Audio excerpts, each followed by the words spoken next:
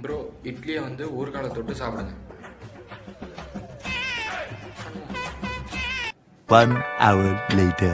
மக்களே இப்போ பார்த்தீங்கன்னா இட்லியும் வாங்கியாச்சு, ஊறுகாவும் வாங்கியாச்சு. நம்ம இப்போ போய் சாப்பிடலாம்.